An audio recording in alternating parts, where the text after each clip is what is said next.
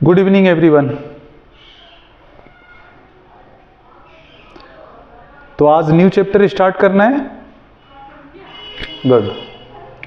Partnership का जो third chapter है change in profit sharing ratio, मैं आज इसे स्टार्ट कर रहा हूं। आराम से बैठ जाइए जी, आप भी बैठिए।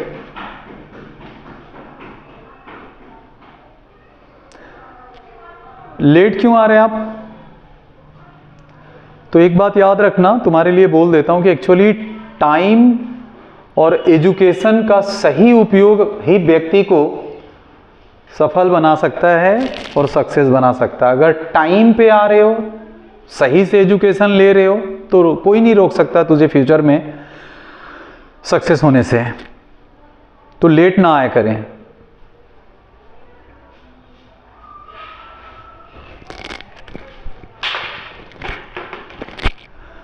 ओके, आप भी बैठ जाइए।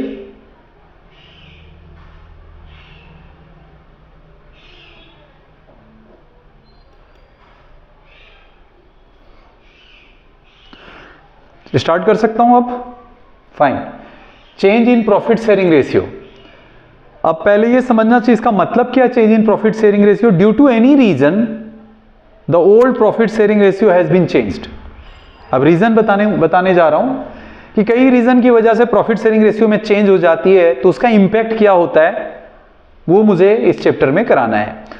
तो रीजन क्या है जो प्रॉफिट शेयरिंग रेशियो में चेंज हो जाता है? पहली बात तो एक ये रीजन याद रखना जो इसमें नहीं है शायद, हाँ है।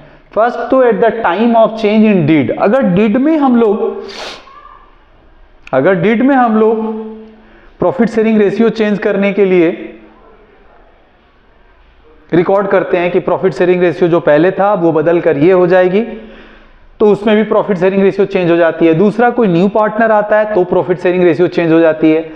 और next, eight the time of admission retirement, जब भी रिटायर कोई होता है तो प्रॉफिट शेयरिंग रेशियो चेंज हो जाती है। उसी हिसाब से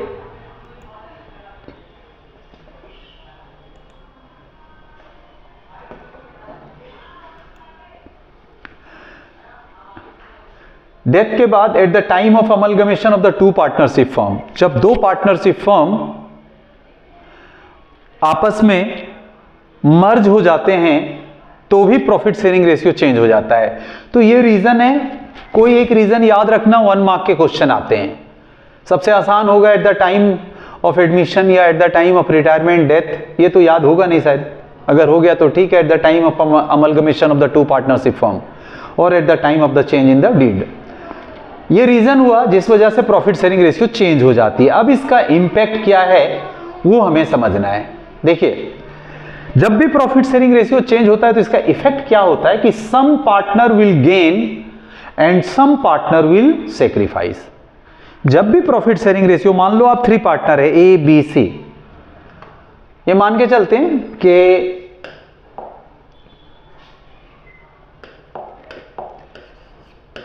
ए बी सी, इसकी प्रॉफिट शेयरिंग रेशियो पहले 1:1:1 था। अब न्यू प्रॉफिट शेयरिंग रेशियो किसी रीजन से 3:1 हो गया। तो जब इसको आप चेक करेंगे ठीक से तो पता चलेगा कि कोई पार्टनर गेन कर गया और कोई पार्टनर सेक्रीफाइस कर गया। तो इसको याद रखना है कि इफेक्ट क्या होता है जब प्रॉफिट शेयरिंग रेशियो चेंज होता है। तो सिंपल सी बात है, जब भी प्रॉफिट शेयरिंग रेशियो चेंज होगा तो कोई पार्टनर गेन कर जाएगा और कोई पार्टनर सेक्रीफाइस कर जाएगा। क्या प्रॉब्लम है बैठने में?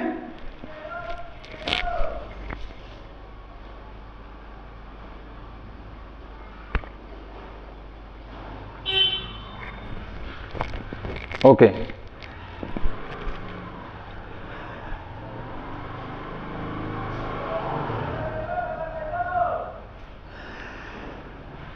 ठीक है। तो इफेक्ट आपको समझ में आ गया, some partner will gain and some partner will sacrifice. इसके बाद इसका इफेक्ट क्या होता है कि आइटम पर, मतलब लिखा मैंने इफेक्ट आइटम यानी इफेक्टेड आइटम, कि कौन कौन से आइटम पूरे अकाउंटिंग टर्म्स के लिए इफेक्ट होंगे, यानी पूरे अकाउंट्स में कौन कौन से ऐसे कंपोनेंट्स होंगे जो अफेक्टेड होंगे। यानी अगर प्रॉफिट शेयरिंग रेशियो चेंज होता है तो।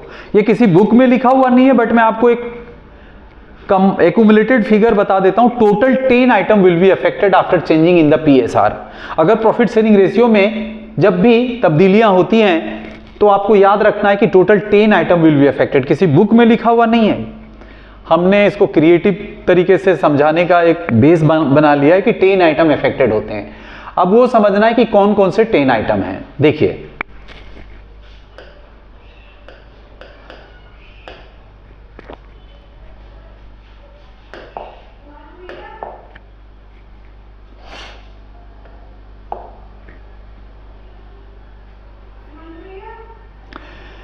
टेन आइटम आपको ऐसे याद रखना है affected. Total 10 item will be affected, यानी टोटल 10 आइटम ही इफेक्ट होंगे। पहले तो 10 जब मैंने बताया तो बैलेंस शीट में लायबिलिटी साइड में 5 आइटम और एसेट साइड में 3 आइटम। और एक बात याद रखना, 8 आइटम तो आपको बैलेंस शीट से मिल रहा है, तो इसे याद करने में प्रॉब्लम होगी। तो आप अपने नोटबुक में ऐसे रिकॉर्ड कर लो, जैसे इस लायबिलिटी साइड को नाम देंगे आप गिपवा, जैसे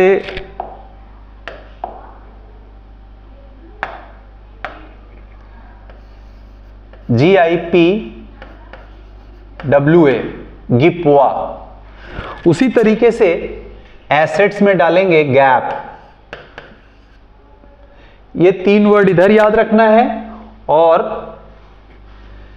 5 वर्ड नहीं लेटर, और इधर 5 लेटर इधर। तो गिपवा क्या है? G for general reserve. या अगर आप लर्न करेंगे तो प्रॉब्लम होगी, और ऐसे क्या है कि अगर गिपवा गैप माइंड में रखेंगे ना तो लर्न करने की जरूरत ही नहीं पड़ेगी। गिपवा गैप। G से जनरल रिजर्व, I से इन्वेस्टमेंट फ्लक्चुएशन फंड, P से profit and loss account, W से वर्कमैन कंपनसेशन फंड, A से एक्यूमुलेटेड प्रॉफिट। आप अरेंज करके ऐसे भी लिख सकते हो गिपवा में G से जनरल रिजर्व, I से इन्वेस्टमेंट फ्लक्चुएशन फंड, P से प्रॉफिट एंड लॉस, W से वर्कमैन कंपनसेशन, A से एक्यूमुलेटेड प्रॉफिट। तो एक आसान तरीका है कि 5 आइटम इधर से हो गए और एसेट से 3 आइटम है, goodwill, profit and loss account, advertisement, suspense. जब भी प्रॉफिट शेयरिंग रेशियो चेंज होगा तो ये 8 आइटम बैलेंस शीट से अफेक्टेड होंगे। और उसके बाद नेक्स्ट जो होती है वैल्यूड या रिवैल्यूड गुडविल या आउटसाइड गुडविल। इस गुडविल के अलावा जो बैलेंस शीट से बाहर की गुडविल होती है उसको कहते हैं हम लोग valued goodwill, revalued goodwill, outside goodwill. एक 9 आइटम हो गई टोटल, इधर 5, इधर 3, इधर 1, 9 हो गए। 5 + 3 + 1 9। और अगर कभी किसी एसेट्स की वैल्यू इंक्रीज और डिक्रीज होती है तो हम रीवैल्यूएशन अकाउंट बनाते हैं। रीवैल्यूएशन क्या है? Revaluation is a such account in which the increase and decrease value of assets and liabilities are recorded in revaluation. जितनी वैल्यू इंक्रीज हुई है, डिक्रीज हुई है, उसको रिकॉर्ड करते हैं रिवैल्यूएशन में, इससे प्रॉफिट या लॉस आती है। ठीक है, ये टोटल 10 आइटम है। और एक बात याद रखें, ये जो 10 आइटम है किसी बुक में इस तरीके से रिकॉग्नाइज नहीं किया है, लेकिन आपको अब ये चीज याद कर लेते हैं तो आप खुद बोलोगे सर रियली बहुत ही यूजफुल था ये टोटल 10 आइटम आपने जो बता दिया यहां पर। तो ये 10 आइटम ही पूरे प्रॉफिट से, मतलब जब भी प्रॉफिट शेयरिंग रेशियो चेंज होगा तो इसका इंपैक्ट पड़ेगा। ये याद कर लें, रिकॉर्ड कर लिया आप लोगों ने? गुड। नेक्स्ट है कि जब पहले मैंने बताया कि रीजन क्या है कि प्रॉफिट शेयरिंग रेशियो चेंज हो जाती है, क्यों होती है, उसके बाद उसका इफेक्ट क्या होता है, कौन कौन से आइटम अकाउंट्स में इफेक्ट होते हैं। तो जब मैंने आपको 10 आइटम बताया, अब उसके बारे में अब फर्दर डिस्कस करेंगे कि 10 आइटम के लिए information about the balance sheet. आपको यह समझना है कि अगर किसी क्वेश्चन में बैलेंस शीट के बारे में यह बताया गया है कि ऑल्ट्रेशन और नॉन ऑल्ट्रेशन, यानी बैलेंस शीट में चेंज करना है। आपको पता है जब भी प्रॉफिट शेयरिंग रेशियो चेंज होगा तो 10 आइटम पर ही नजर डालेंगे, बाकी आइटम को छोड़ देंगे, देखना भी नहीं उस आइटम को, इसलिए 10 आइटम पर पूरा लोकेट करेंगे। तो कहता है अल्ट्रेशन या चेंज। जब बैलेंस शीट में कह रहा चेंज करो, तो जैसे जनरल रिजर्व है यानी बैलेंस शीट से उसको हटाना है, तो उस केस में जब भी लिखा रहेगा चेंज या ऑल्ट्रेशन, ओल्ड रेशियो अप्लाई करोगे आप। कोई प्रॉब्लम? गुड। और अगर नॉन अल्ट्रेशन और नो चेंज लिखा है, यानी कि बैलेंस शीट में कोई चेंजेस नहीं है और ना होगा, ऐसा इंफॉर्मेशन दिया है, तो आपको गोल्डन रूल अप्लाई करना है। गोल्डन रूल का मतलब गेनिंग और सेक्रीफाइस हम लोग कैलकुलेट करेंगे, मैं नेक्स्ट पेज पे बताऊंगा। तो गेनिंग टू सेक्रीफाइस, जो गेन करता है उसे डेबिट कर देना और जो सेक्रीफाइस करता है उसको क्रेडिट कर देना, कैपिटल के साथ एडजस्टमेंट होगी। तो आपको ये सिर्फ अभी इस वक्त ये याद रखना है कि ऑल्ट्रेशन रहने पर ओल्ड रेशियो अप्लाई करेंगे, नॉन ऑल्ट्रेशन रहने पर गोल्डन रूल अप्लाई करेंगे गेनिंग टू सेक्रीफाइस। ठीक है, अब आता हूं इस क्वेश्चन में गेनिंग और सेक्रीफाइस रेशियो के लिए ओल्ड रेशियो लिखा हुआ, मान लो ओल्ड रेशियो 3:1, न्यू रेशियो लिख रखा है 1:3। तो सबसे पहले आपका काम यह होगा कि you have to calculate the gaining और सेक्रीफाइस रेशियो। आप लिखोगे gaining and sacrifice ABC, old ratio पहले 3/6, 2/6, 1/6, माइनस 1/6, 2/6, 3/6। यानी अगर आपको ऐसे समझना है कि हमको गेनिंग रेशियो निकालना है, तो new ratio minus old ratio. अगर सेक्रीफाइस रेशियो निकालना है तो old ratio minus new ratio. जैसे समझो अगर गेनिंग की बात कर रहे हैं, पहले तुम 2 रुपीज अर्न करते थे, मान लो अब 5 रुपीज अर्न करने लगे, तो आप क्या कर गए, गेन कर गए ना। तो क्या लिखा मैंने, न्यू से माइनस ओल्ड कर दो, जितना गेन किया उसे गेनिंग कहेंगे। सेक्रीफाइस में पहले आप 5 अर्न करते थे, अब 3 रुपीज अर्न कर रहे हो, तो 3 रुपीज तूने सेक्रीफाइस कर गया, इसलिए ओल्ड माइनस न्यू।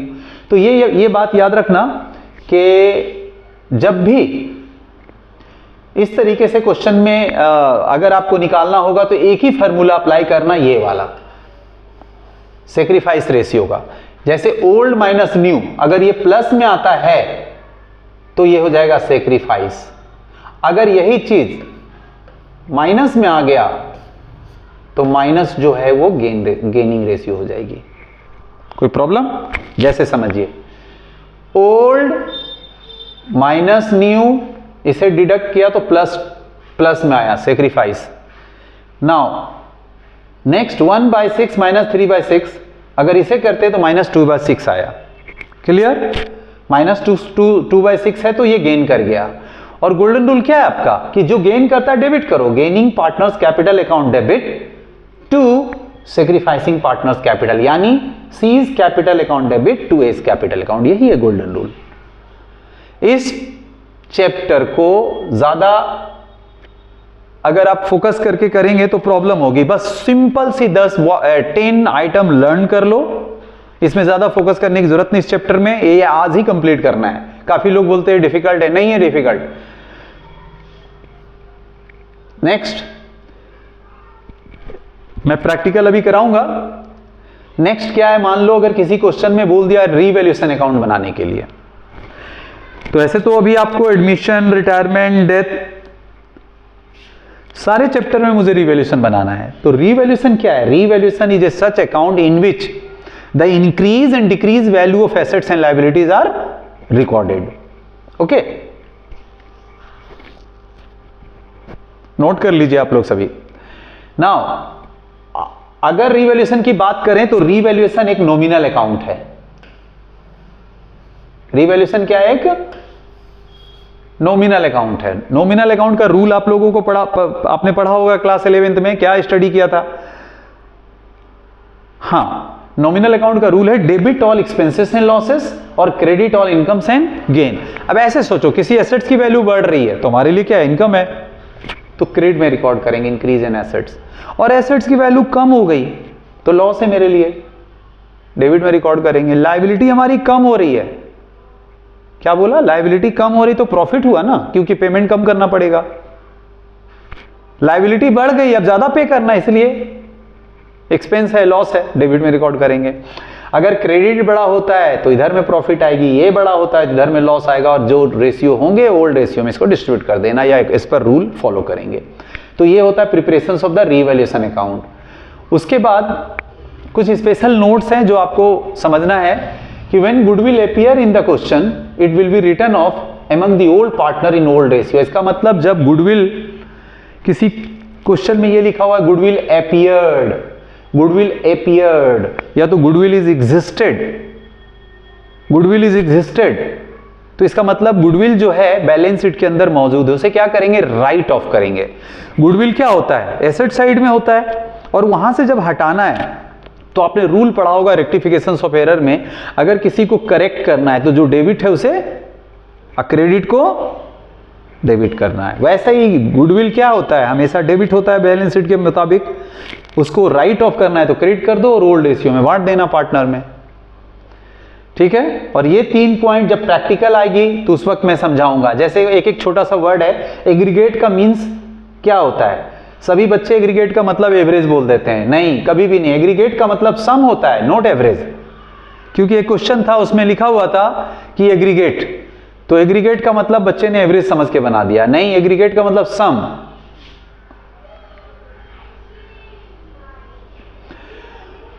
उसके बाद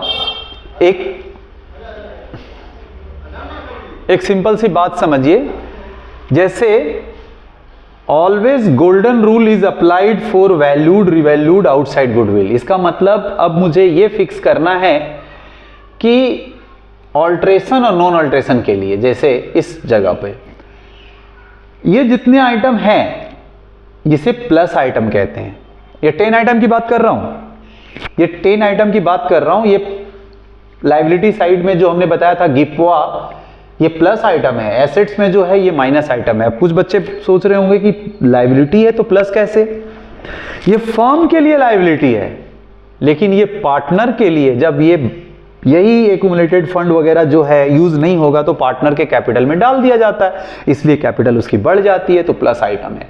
और ये तो फिक्टिशियस है, ये अगर गुडविल, प्रॉफिट एंड लॉस, ये लॉस हुई बिजनेस में तो हम एसेट्स में दिखाते हैं, इसका मतलब इतना लॉस जो है डेबिट में इसलिए फर्म के लिए इतना पैसा तुमसे लेगा, यानी पार्टनर अलग हैं, फर्म अलग है, लॉस हुआ है तो आप लोगों से लेंगे, इसलिए एसेट्स है, तो इससे पार्टनर्स का कैपिटल डिक्रीज होता है, इसलिए माइनस है। और एक बात याद रखना, जो बैलेंस शीट के बाहर गुडविल होता है वो हमेशा प्लस आइटम होता है। क्यों? क्योंकि इससे कैपिटल बढ़ जाती है। और प्रॉफिट और लॉस में इसमें दोनों बातें, प्रॉफिट होगी तो कैपिटल बढ़ेगा, लॉस है तो माइनस होगा। अब यहां पे एक ट्रिक समझना है, क्या है वो ट्रिक, जैसे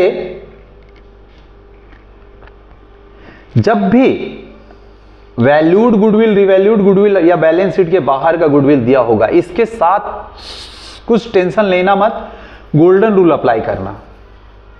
एक गोल्डन रूल के बारे में मैंने क्या बताया अभी, इस चैप्टर के हिसाब से गोल्डन रूल होता है गेनिंग टू सेक्रीफाइस, यानी जो भी गुडविल वैल्यूड है, रिवैल्यूड है, पहले तो गेनिंग और सेक्रीफाइस रेशियो निकाल लेंगे और जितना से गेन करेगा गुडविल के साथ मल्टीप्लाई करके काट कर जो अमाउंट आएगी उसको डेबिट में और क्रेडिट में डाल देंगे। प्रैक्टिकल करके बताऊंगा, बट आपको लिख के रखना है आपके नोटबुक में कि वैल्यूड और रिवैल्यूड गुडविल या आउटसाइड गुडविल जो है, ये इसे सर्कल बनाओ, इसके साथ हमेशा गोल्डन रूल अप्लाई करेंगे। और इन सभी चीजों के साथ जैसा इंफॉर्मेशन क्वेश्चन में होगा, जैसे मैंने लिखा है अभी कि ऑल्ट्रेशन बोला है बैलेंस शीट में करने, जब ऑल्ट्रेशन बोला हो तो ओल्ड रेशियो अप्लाई करेंगे, जब नॉन ऑल्ट्रेशन बोला है तो आपको गोल्डन रूल अप्लाई करना है। अब इससे बेटर होगा एक प्रैक्टिकल क्वेश्चन करना चाहिए तो ज्यादा समझ में आएगा।